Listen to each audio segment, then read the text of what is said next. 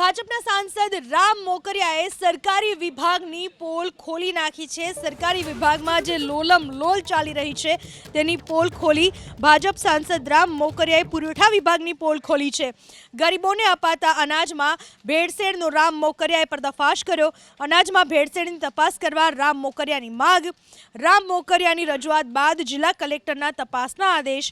જ્યાંથી સેમ્પલ આવ્યા છે તે દુકાન પર તપાસ કરવામાં આવશે એવું કહેવું છે કલેક્ટરનું।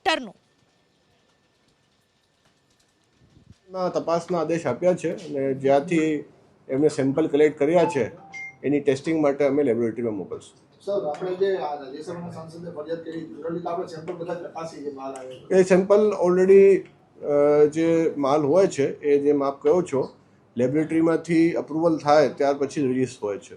તો બધી આ પ્રશ્નોનું કારણ સર એ તપાસ પછી ખબર પડશે। ક્યાં સુધીનો રિપોર્ટ આપવાનો આજે જ એમને સવારે રજૂઆત કરી છે, જે રીતે રિપોર્ટ લેબોરેટરીમાં આવશે ત્યારબાદ એમને અહેવાલ કરશું।